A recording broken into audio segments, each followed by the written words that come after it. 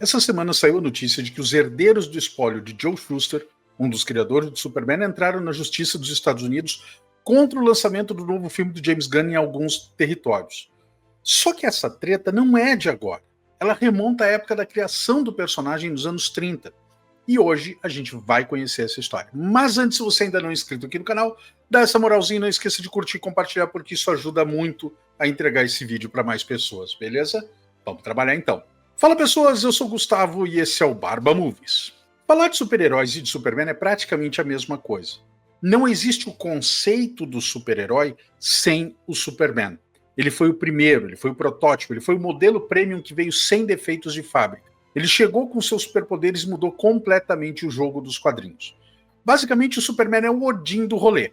Ele é o ancestral supremo de todos os outros heróis. Sem ele, não existiria DC Comics, não existiria Marvel, não existiria qualquer blockbuster milionário cheio de efeitos especiais duvidosos.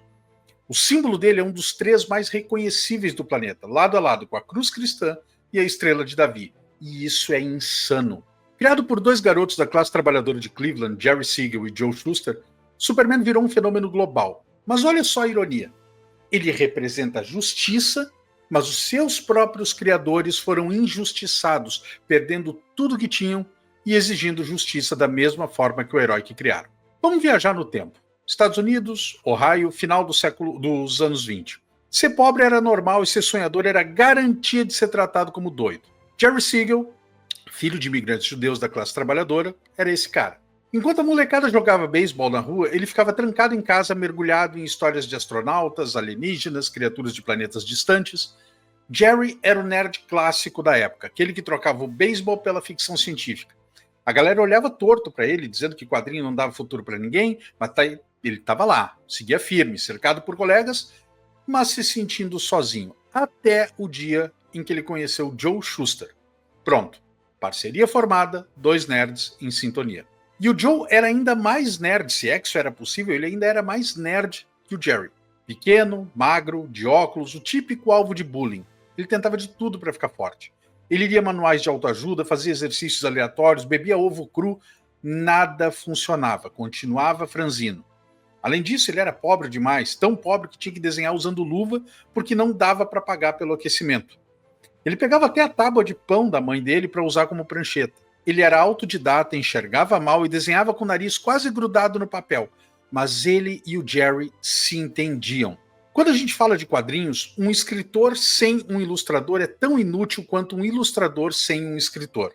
Eles se completavam.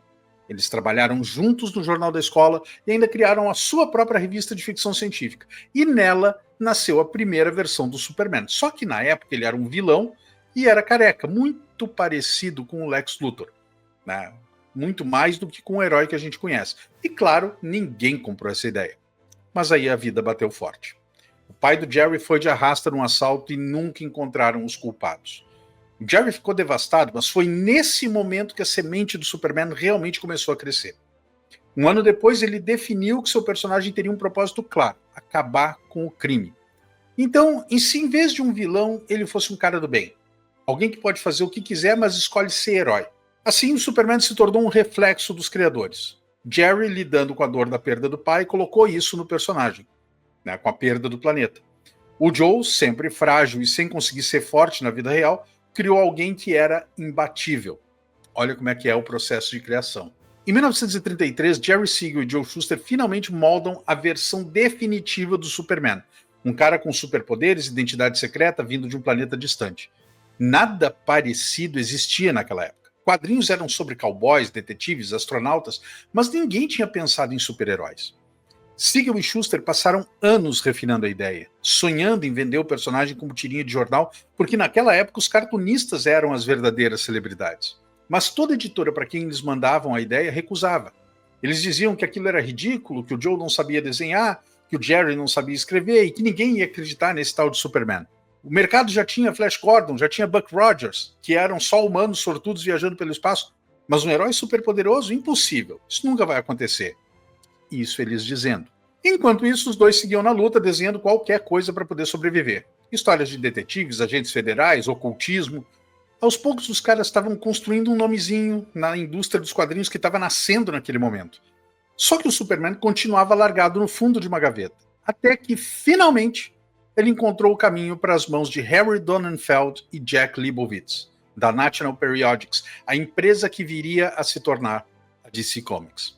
Donenfeld era o cara do show business, o cara que fazia os contatos, o cara que tinha inclusive contatos com pessoas de, digamos assim, uma reputação duvidosa. Já o Leibowitz era mais contido, era um contador, era o cara dos números, era ele que administrava a empresa. Mas os dois tinham um objetivo em comum: grana. Em 1938, com os negócios embaixo, eles resolveram arriscar. E assim, do fundo de uma pilha de rejeições, nasceu o maior ícone da cultura pop. Donenfeld e Leibowitz, dois espertos, só queriam vender gibi, só queriam saber da grana. E mandaram uma cartinha pro Jerry e pro Joe oferecendo a mixaria de $10 por página, e como eram 13 páginas, daria $130, $65 para cada um. Isso eram nos anos 30, e Jerry Siegel e Joe Shuster eram muito jovens, eles não tinham nenhum tipo de orientação nesse sentido. Então, sim, eles fizeram essa burrada. Aquele lance do Superman, que era tipo tirinha, eles mandaram transformar num gibi de 13 páginas. Uma coisa que rola quando você cria algo é que você tá tão na vibe de criar que você não pensa que alguém pode te passar a perna, só espera que publiquem. E foi exatamente o que aconteceu, passaram a perna. Jerry e Joe assinaram um acordo. O personagem deles, o Superman, ia ser conhecido em todo o mundo, era o sonho deles desde moleques. Mas ao assinar, eles também abriam mão de todos os direitos do Superman, e foi aqui que eles erraram, e erraram muito feio. Assinar aquilo mudaria a vida dos dois para sempre. Com a Segunda Guerra Mundial quase chegando, os Estados Unidos precisavam de um herói. Alguém que representasse o que tinha de melhor nos valores americanos. Verdade, liberdade, justiça. Quando o Superman apareceu, a América estava sedenta por um sonho em que pudesse acreditar. Qualquer história que tocasse o coração, que fizesse as pessoas sentirem que tudo podia melhorar, ia bombar. E o Superman foi essa história. Ninguém sabia quem ou o que era o Superman. Só via um cara de colã levantando um carro acima da cabeça, e era isso. A gente tinha o primeiro super-herói. Em 3 meses, o Superman vendeu 1 milhão de gibis. E depois disso, a parada virou um estrondo. Era doido demais. Tudo que ele botava a mão virava grana. Superman virou atração na Feira Mundial de Nova York em 1939, Superman no desfile da Macy's, Superman virando tirinha e virando programa de rádio, Superman virando desenho animado, que aliás era muito bom. Foi uma chuva de dinheiro com licenciamento. Tinha fantasia, tinha brinquedo, tinha todo tipo de coisa, tudo que era do personagem. Mas quem ganhava com tudo isso era DC. O Jerry e o Joe só recebiam pelos quadrinhos que eles produziam. Aquele acordo, $10 por página. O Superman estava em todo canto, então o Harry e o Jack estavam de boa. Montaram um estúdio para o Joe, chamaram outros artistas para ajudar o cara, porque ele não ia dar conta de fazer mais de um ou 2 gibis por mês. Então ele supervisionava a galera. Os dois viraram celebridades, os criadores do Superman, Jerry Siegel e Joe Shuster. Era vida boa. Em 1940 saiu até um artigo no Saturday Evening Post, onde Siegel e Shuster são, tipo, os ícones do sucesso americano. Jerry e Joe estão até ganhando bem, mas não tão bem quanto deveriam. O Donenfeld e o Leibowitz estão ganhando milhões com a criação deles, enquanto o Superman fica mais popular e o trabalho para o Jerry e para o Joe também cresce. E foi nessa época que a ficha caiu e eles perceberam a cagada que tinham feito. Eles estavam revoltados com um acordo mega injusto. Um bagulho que fez um sucesso absurdo como o Superman, e o Jerry e o Joe, que criaram o troço, não levavam a parte deles. Não rolava royalties, não tinha nada. Em 7 de dezembro de 1941, os japoneses atacaram Pearl Harbor, no Havaí. Isso fez os Estados Unidos entrarem na Segunda Guerra. E o Jerry foi convocado para o exército. O Joe ficou em casa por causa da visão ruim. Pela primeira vez, outra pessoa escrevia o Superman e o Jerry perdeu o valor que ele tinha antes. Na guerra, o Superman estava mais bombado do que nunca. Ele era um aliado americano contra vilões reais e imaginários. Ele motivou a galera a fazer parte do esforço de guerra. Era o gibi mais lido nas bases do exército. Os soldados e aviadores colocavam ele nos tanques, jipes, aviões, como um mito para eles, um mito que eles levavam com eles e se identificavam com esse mito. Isso dava coragem na batalha. Superman era propaganda pura, assim como o Capitão América também foi. O público não se cansava. A DC Comics aproveitou e lançou o Superboy. O Jerry tinha bolado o Superboy anos antes. Ele tinha apresentado a ideia das aventuras do Superman quando era criança. Chamou de Superboy e os caras da editora disseram que não. Só que enquanto o Jerry estava no exército, os caras foram lá e na maior crocodilagem resolveram fazer. Eles estavam em contato com o Joe, mas não contaram nada pro Jerry, não pediram licença e não pagaram. Na guerra, o Jerry conheceu um advogado que convenceu ele a processar a DC para sair do contrato e tentar pegar uma fatia maior do Superman. Ele se viu não só roubado, mas achou que era um sinal que queriam tirar tudo dele. Então ele foi atrás da justiça. Em 1947, Jerry Siegel voltou da Segunda Guerra com uma missão: processar a DC Comics pelos direitos do Superman e convenceu o Joe Shuster a fazer a mesma coisa. Jerry estava confiante que a justiça estava do lado deles. Uma aposta que podia custar tudo para os dois. O risco era virarem os vilões da DC depois. E foi exatamente isso que aconteceu. As coisas não saíram como planejado. Eles perderam a causa, não recuperaram o Superman, mas aí o juiz falou que o Superboy tinha sido criado realmente pelo Jerry Siegel. A DC Comics teria que comprar o personagem dele. Então os dois criadores tiveram de fazer um acordo, porque eles também precisavam pagar os advogados. E essa grana que entrou do Superboy serviu só para isso. Depois disso, eles foram demitidos de trabalhar na DC com o Superman. Tudo que eles se mataram para fazer foi tirado deles, e agora eles foram banidos do personagem que eles criaram. Os dois ficaram arrasados, mas eles estavam juntos e pensaram: vamos fazer de novo, vamos criar algo melhor. Um raio pode cair 2 vezes no mesmo lugar. E aí eles criaram o Funnyman. Eles pegaram o humor dos filmes de Danny Kaye e misturaram com o Superman. Mas as piadas não eram tão engraçadas, ele não era tão super e a parada flopou depois de umas 6 edições. A galera estava esperando outro Superman e o que recebeu foi o oposto do personagem. Acho que foi aí que eles sentiram que eles não tinham perdido só o Superman. Eles tinham perdido a pegada da criação. Pensando bem, eles nunca deviam ter entrado com o processo em 47, porque em 1948 ia ter outra renovação de contrato. E se eles tivessem topado essa renovação, eles podiam ter negociado novos termos. Mas não, colocaram a carroça na frente dos bois. Essa renovação teria levado eles para o programa de TV do Superman, As Aventuras do Superman com George Reeves, que ia levar eles para uma nova era de produtos. Eles podiam ter se dado bem para a vida toda. Era uma nova mídia visual que estava surgindo, a TV, né? E, de novo, o Superman estava bombando ao lado de I Love Lucy. Mas eles foram precipitados e entraram com o processo 1 ano antes e deu no que deu. As Aventuras do Superman foi um sucesso absurdo na TV da época. As crianças piravam, mas os adultos também. A gente curtia essa vibe de alguém que era a nossa melhor versão, principalmente depois da treta da guerra. Era um cara com superpoderes, e ao contrário dos poderosos que adoram pisar nos outros, o Superman nunca fez isso, e a galera curtia. Pro Jerry, a coisa degringolou muito rápido. Sem trabalho, a esposa dele, Joanne, sacou que era uma mega injustiça. Joanne Siegel, a Lois Lane da vida real, que serviu de inspiração para Lois Lane, lutou pelo Jerry quando ele estava na pior. Ela ligava para DC Comics, implorava para darem um emprego para o Jerry, pelo menos para ele não morrer de fome. E deu certo. O Jerry virou roteirista, sem festinha, sem nada, ninguém sabia que era ele que escrevia as histórias do Superman. E ele mandava ver nas histórias, voltando para Krypton, né, tentando salvar os pais. A coisa toda foi para um ponto em que o Jerry escrevia as histórias projetando a raiva dele em alegorias contra a DC.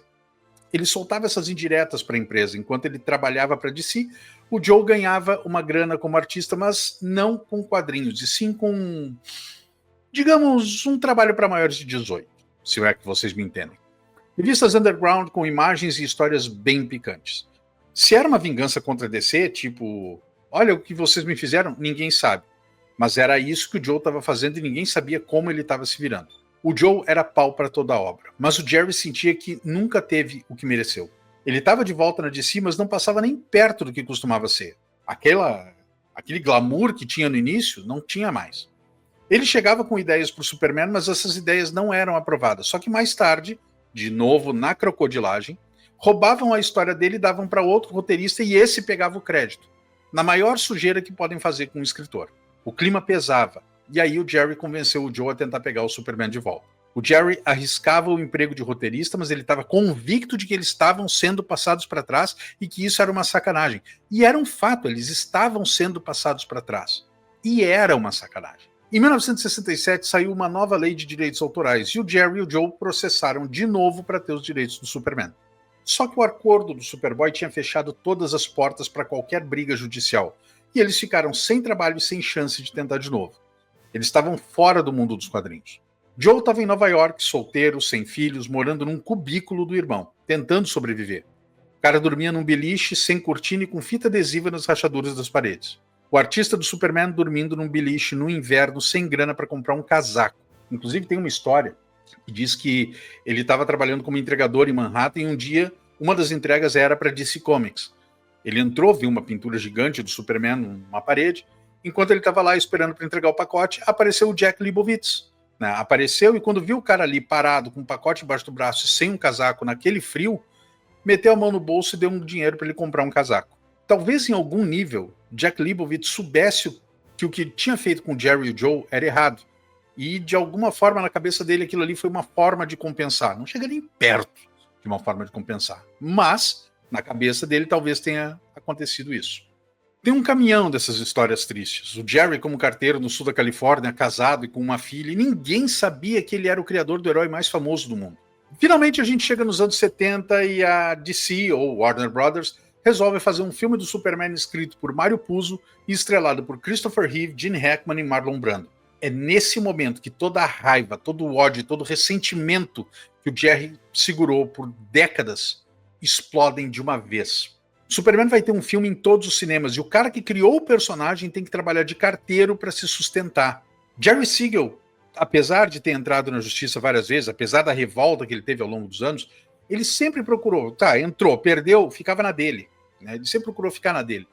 Mas aí ele finalmente soltou os cachorros. Ele cansou de perder, cansou de ser humilhado, ele não aguentava mais. Ele escreveu uma carta e começou a mandar essas cartas cheias de ódio, até amaldiçoando o filme do Superman, para todos os jornais do país. Ele xinga Warner, ele xinga DC, ele diz que o Superman de vocês é construído em mentiras, vocês destruíram o meu sonho americano, transformaram em pesadelo, acreditei nas pessoas, confiei nas pessoas e elas tiraram tudo de mim. E a justiça não fez nada, o sistema está quebrado. Ele colocou tudo para fora, mandou para todos os jornais, mas, como já era de se esperar, ninguém ligou para ele. Ninguém, exceto um cara, chamado Neal Adams. Se por acaso você chegou de Marte agora e não sabe, Neal Adams foi amplamente considerado um dos melhores desenhistas dos anos 70.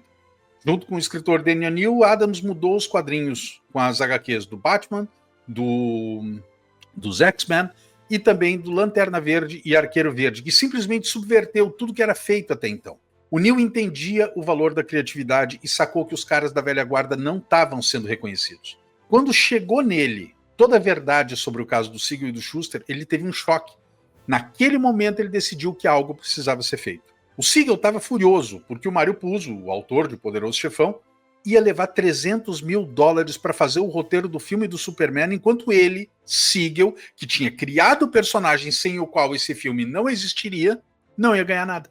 Shuster estava numa pobreza de dar pena, e iam gastar milhões para fazer um filme que renderia muitos outros milhões. Nesse momento, Neal Adams virou um leão na mídia e foi quando a história começou a ficar conhecida. Verdade seja dita, o timing não podia ter sido melhor. O estúdio tinha investido demais e não podia correr o risco de ter publicidade negativa para o filme. Nem tudo que é legal é justo e nem tudo que é justo é legal. A questão era corrigir essa treta com os criadores do Superman. A história era de dois caras que tiveram uma ideia genial, viram outros nadarem de braçada com ela e eles não ganharam nada. No Tribunal da Opinião Pública, a DC podia até estar certa pela lei, mas o público estava tão furioso quanto os criadores do personagem. Isso forçou a empresa a fazer um acordo. Sabe qual história os americanos mais gostam? A do cara pequeno que vence a empresa gigante. A treta foi tão grande que a Warner, dona do Superman, teve que pagar os caras, mesmo tendo ganho 3 ações na justiça. Eles deram uma espécie de aposentadoria para eles viverem com algum conforto e para dar um cala-boca no público. O Joe e o Jerry até curtiram a ideia, eles já iam meter os pés pelas mãos de novo. Mas o Neal Adams falou que aquilo não era o suficiente. Eles também queriam o crédito dos criadores. E aí o Adams disse para a Warner: cuidem desses caras, eles vão ser os garotos propaganda de vocês. Eles vão estar lá sorrindo na estreia do filme. E de fato, foi o que aconteceu. Né, que deu certo? Os dois foram chamados para a estreia mundial de Superman depois de 30 anos de sufoco. Jerry Siegel e Joe Shuster finalmente chegaram lá. Eles entraram, foram levados até os locais que estavam reservados para eles, o mais próximo possível da tela.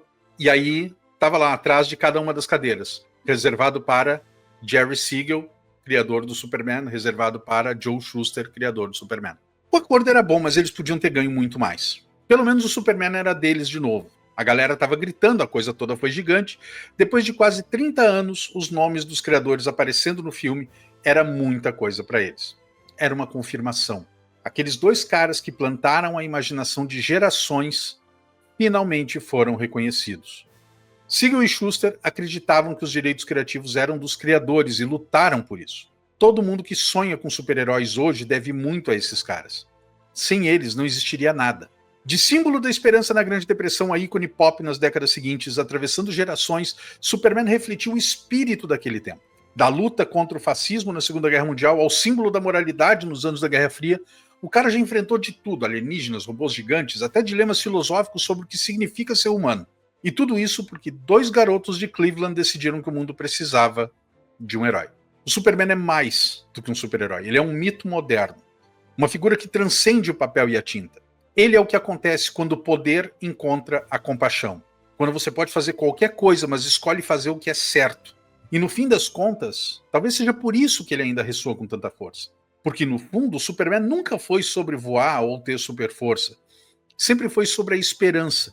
E ironicamente, essa esperança veio de dois caras que tiveram quase tudo tirado deles. Mas eles conseguiram deixar algo no mundo que o tempo não vai conseguir apagar. O resto da história a gente já conhece. Superman no filme foi um sucesso absurdo e na década seguinte, Joe e Jerry estavam de boas, sem problemas. Moravam na Califórnia, vizinhos, uma boa. No final, a questão não era nem a justiça nem a treta do Superman, mas a amizade dos dois caras. Uma grande lição é que os direitos dos criadores importam. E a galera mais jovem, tipo, agora, sabe como se organizar. Os negócios mudaram porque a galera aprendeu com Jerry Siegel e Joe Shuster. Dois caras que criaram o maior super-herói da história na mesa da cozinha.